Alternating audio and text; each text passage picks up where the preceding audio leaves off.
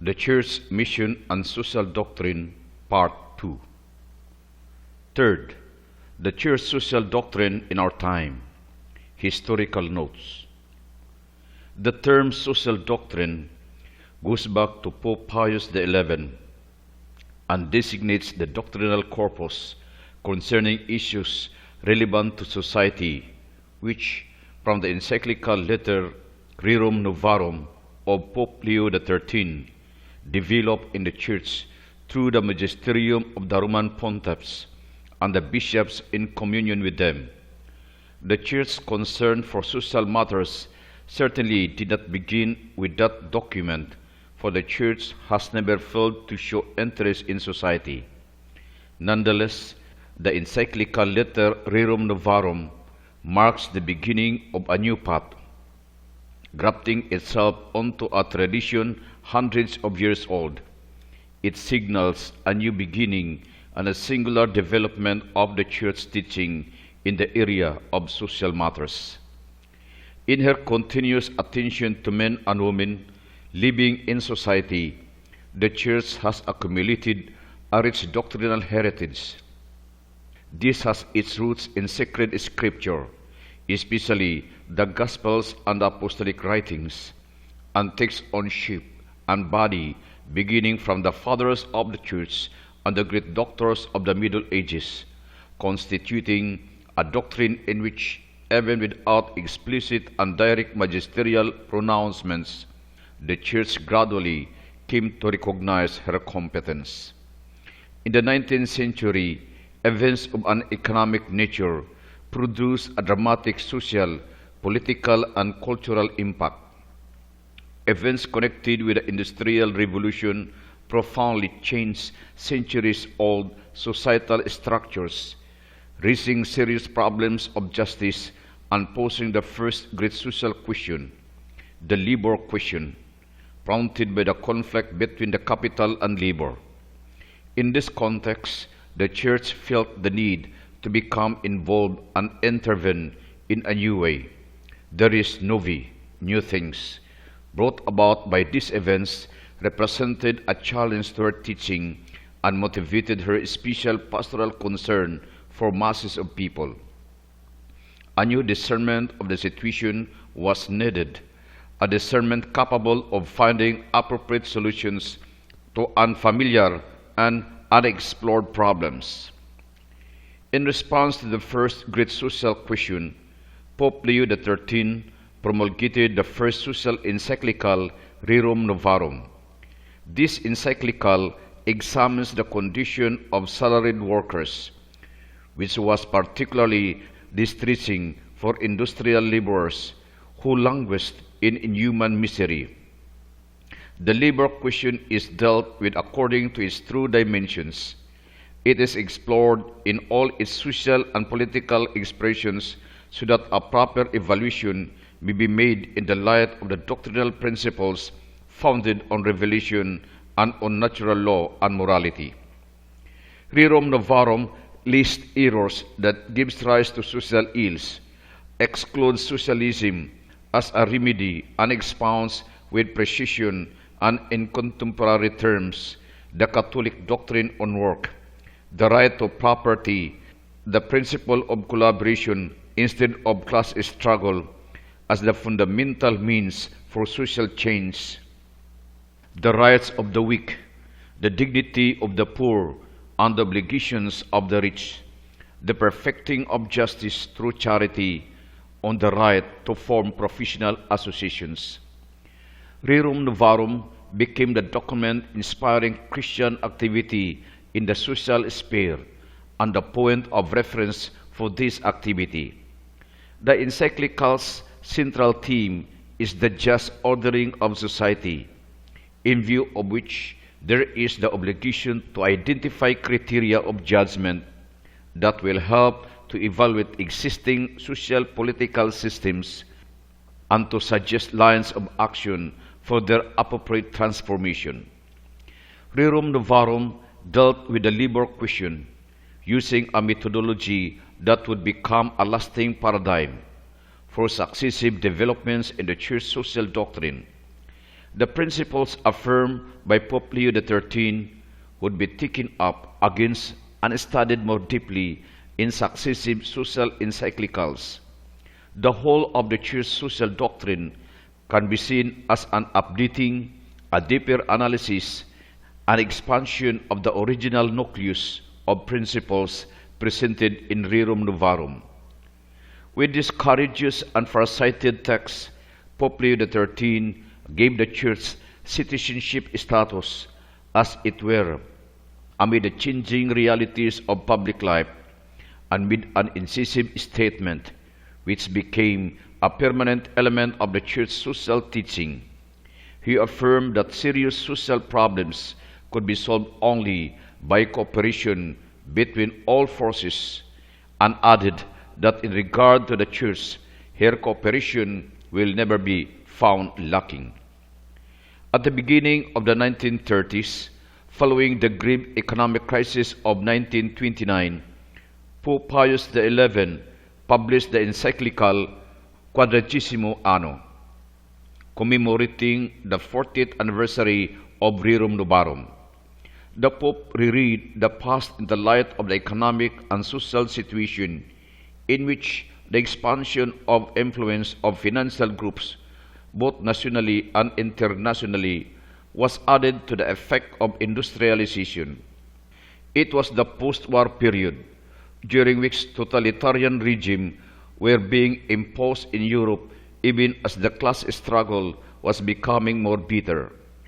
The encyclical warns about the failure to respect the freedom to form associations and stresses the principle of solidarity and cooperation in order to overcome social contradictions. The relationships between capital and labor must be characterized by cooperation. Quadragesimo Anno confirms the principle that salaries should be proportional not only to the needs of the worker, but also to those of the worker's family. The state, in its relations with the private sector, should apply the principle of subsidiarity, a principle that will become a permanent element of the Church's social doctrine. The encyclical rejects liberalism, understood as unlimited competition between economic forces, and reconfirms the value of private property, recalling its social function. In a society in need of being rebuilt from its economic foundations, a society which itself becomes completely the question to deal with, Pius XI felt the duty and the responsibility to promote a greater awareness, a more precise interpretation, and an urgent application of the moral law governing human relations, with the intent of overcoming the conflict between classes and arriving of a new social order based on justice and charity. Pope Pius XI did not fail to raise his voice against the totalitarian regimes that were being imposed in Europe during his pontificate. Already on 29 June 1931, he had protested against the abuse of power by the totalitarian fascist regime in Italy with the encyclical Non abbiamo bisogno. He published the encyclical Met Brennender Sorgi on the situation of the Catholic Church under the German Reich on 14 March 1937. The text of Met Brennender Sorgi was read from the pulpit of every Catholic church in Germany after having been distributed in the greatest of secrecy. The encyclical came out after years of abuse and violence, and it had been expressly requested from Pope Pius XI by the German bishops after the Reich had implemented ever more coercive and repressive measures in 1936, particularly with regard to young people who were required to enroll as members of the Hitler Youth Movement. The Pope spoke directly to priests, religious and lay faithful, giving them encouragement and calling them to resistance until such time that a true peace between church and state would be restored. In 1938, with the spreading of anti-Semitism, Pope Pius XI affirmed, spiritually, we are all Semites. With the encyclical Litter Divini Redemptoris on atheistic communism and Christian social doctrine, Pope Pius XI offered a systematic criticism of communism, describing it as intrinsically perverse, and indicated that the principal means for correcting the evils perpetrated by it could be found in the renewal of Christian life, the practice of evangelical charity, the fulfillment of the duties of justice at both the interpersonal and social levels in relation to the common good, and the institutionalization of professional and interprofessional groups. In the Christmas Regium messages of Pope Pius XII, together with other important interventions in social matters, magisterial reflection on a new social order guided by morality and law, and focusing on justice and peace, become deeper. His pontificate covered the terrible years of the Second World War and the difficult years of Reconstruction.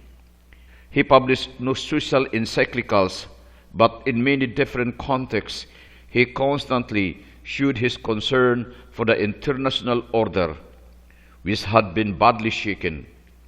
During the war and the post-war period, for many people of all continents and for millions of believers and unbelievers, the social teaching of Pope Pius XII represented the voice of universal conscience. With his moral authority and prestige, Pope Pius XII brought the light of Christian wisdom to countless men of every category and social level. One of the characteristics of Pope Pius XII's intervention is the importance he gave to the relationship between morality and law. He insisted on the notion of natural law as the soul of the system to be established on both the national and the international levels.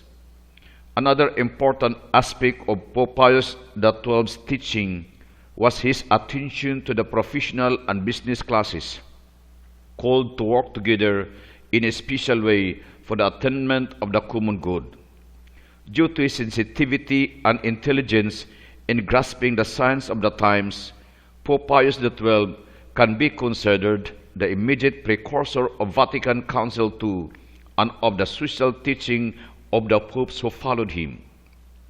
The 1960s bring promising prospects: recovery after the devastation of the war, the beginning of decolonization, and the first timid signs of a thaw in the relation between the American and Soviet blocs.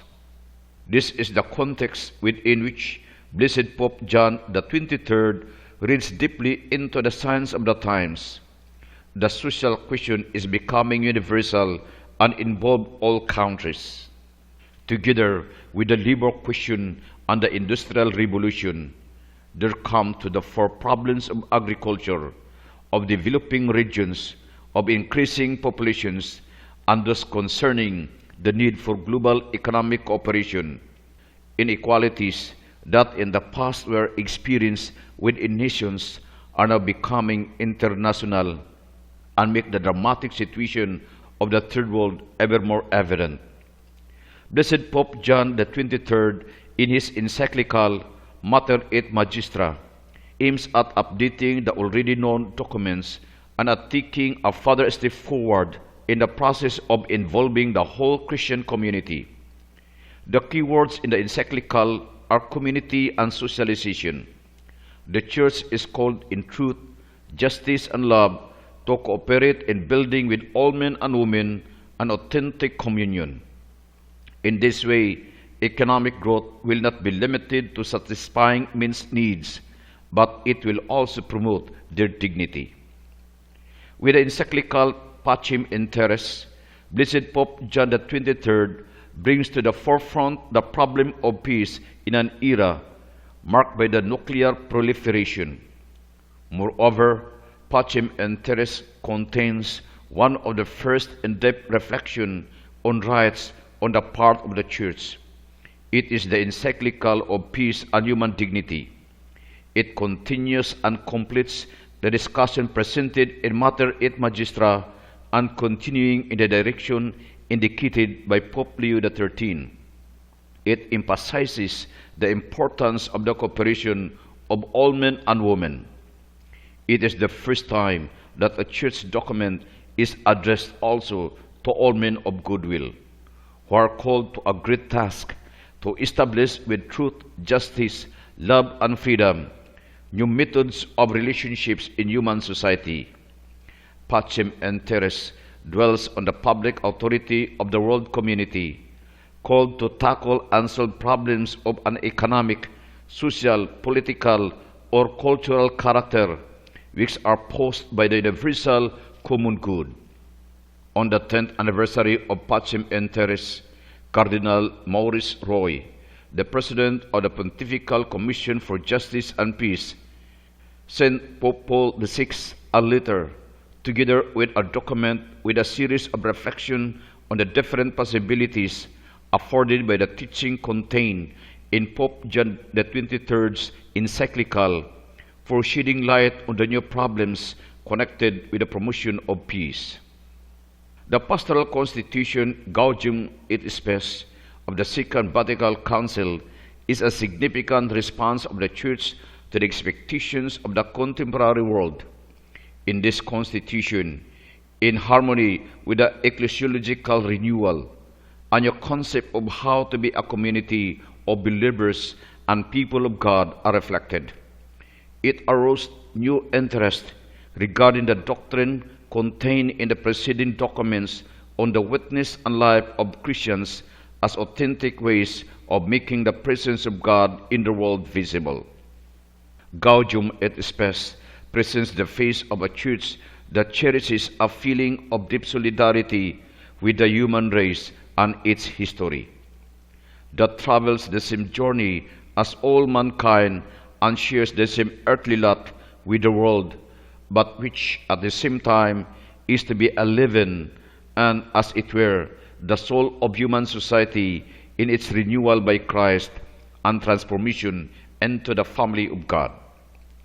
Gaudium et Spes presents in a systematic manner the themes of culture, of economic and social life, of marriage and the family, of the political community, of peace and the community of peoples, in the light of a Christian anthropological outlook of the church mission. Everything is considered from the starting point of the person and with a view to the person, the only creature that God willed for its own sake. Society, its structure and development must be oriented towards the progress of the human person. For the first time, the magisterium of the Church, at its highest level, speaks at great length about the different temporal aspects of Christian life. It must be recognized that the attention given by the Constitution to social, psychological, political, economic, moral, and religious changes has increasingly stimulated the Church's pastoral concern for men's problems and dialogue with the world. Another very important document of the Second Vatican Council in the corpus of the Church social doctrine is the Declaration Dignitatis Humani, in which the right to religious freedom is clearly proclaimed. The document presents the theme in two chapters. The first, of a general character, affirms that religious freedom is based on the dignity of the human person and that it must be sanctioned as a civil right in the legal order of society. The second chapter deals with the theme in the light of Revelation and clarifies its pastoral implications, pointing out that it is a right that concerns not only people as individuals, but also the different communities of people. Development is the new name for peace. Pope Paul VI solemnly proclaims in his encyclical Populorum Progressio, which may be considered a development of the chapter on economic and social life in Gaudium et Spes, even while it introduces some significant new elements. In particular, It represents the outlines of an integral development of man and of development in solidarity with all humanity. These two topics are to be considered the axis around which the encyclical is structured. In wishing to convince its receivers of the urgent need for action in solidarity, the Pope presents development as the transition from less human condition to those which are more human and indicates its characteristics. This transition is not limited to merely economic or technological dimensions, but implies for each person the acquisition of culture, the respect of the dignity of others, the acknowledgement of the highest good, the recognition of God Himself, the author and end of these blessings. Development that benefits everyone, responds to the demands of justice on a global scale, that guarantees worldwide peace and makes it possible to achieve a complete humanism, guided by spiritual values. In this regard, in 1967, Pope Paul VI establishes Pontifical Commission Justitia et Pax, thus fulfilling the wishes of the Council Fathers who considered it most opportune that an organism of the Universal Church be set up in order that both the justice and love of Christ towards the poor might be developed everywhere. The role of such an organism would be to stimulate the Catholic community to promote progress in needy regions and international social justice. By initiative of Pope Paul VI, beginning in 1968, the Church celebrates the first day of the year as the World Day of Peace. The same pontiff started the tradition of writing annual messages that deal with the theme chosen for each World Day of Peace. These messages expand and enrich the corpus of the Church social doctrine. At the beginning of the 1970s, in a climate of turbulence and strong ideological controversy, Pope Paul VI returned to the social teaching of Pope Leo XIII and updates it on the occasion of the 80th anniversary of Rerum Novarum with his apostolic letter Octogesima Adveniens.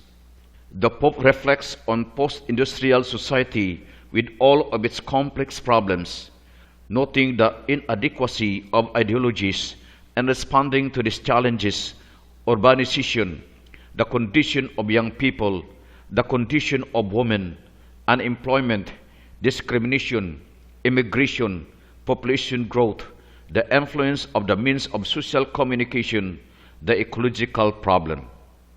90 years after Rerum Novarum, Pope John Paul II devoted the encyclical Laborem Exergens to work the fundamental good of the human person, the primary elements of economic activity, and the key to entire social question.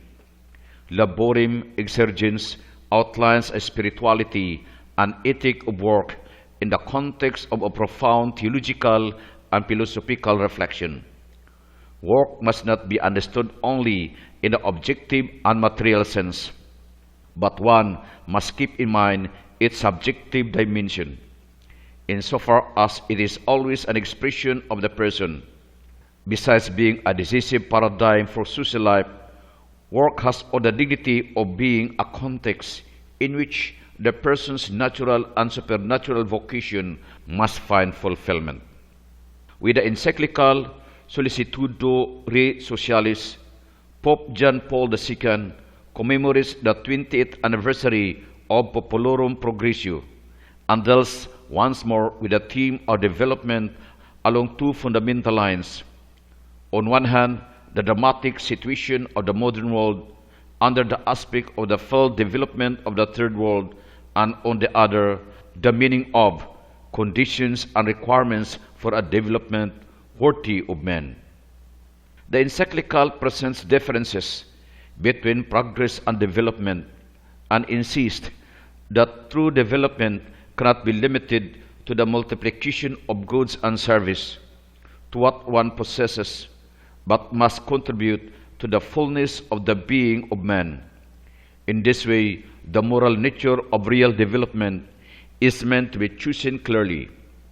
Pope John Paul II, alluding to the motto of the pontificate of Pope Pius XII, Opus Iustitiae Pax, peace is the fruit of justice, comments, today one could say with the same exactness and the same power of biblical inspiration, Isaiah chapter 32 verse 17, James chapter 3 verse 18.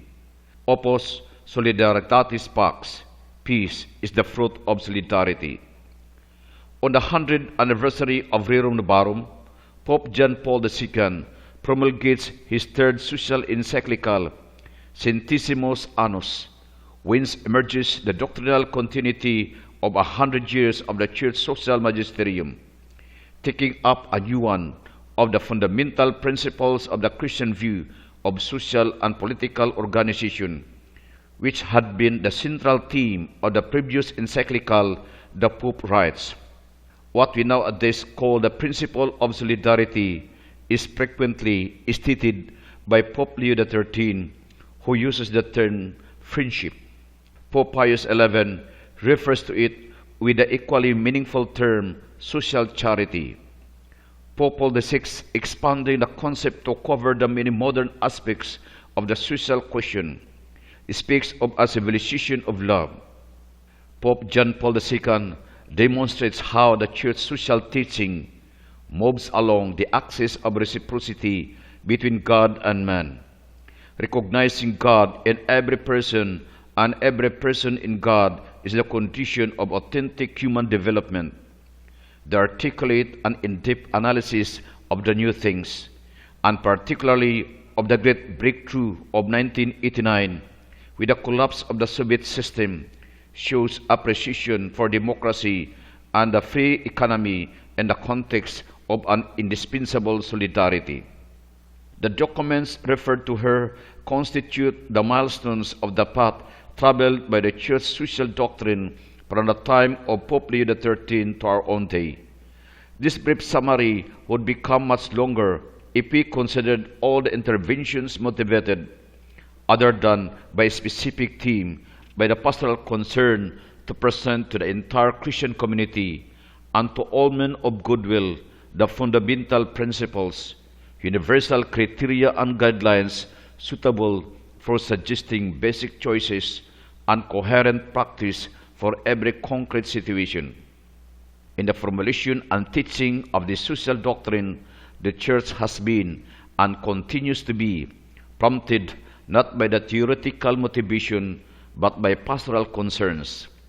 This is spurred on by the repercussions that social upheavals have on people, on multitudes of men and women, on human dignity itself, in contexts where man painstakingly searches for a better world without working with equal zeal for the betterment of his own spirit. For these reasons, this social doctrine has arisen and developed an updated doctrinal corpus that builds up gradually as the Church, in the fullness of the world revealed by Christ Jesus, with the assistance of the Holy Spirit. John chapter 14, verse 16 and verse 26. John chapter 16, verses 13 to 15. Reads events as they unfold in the course of history.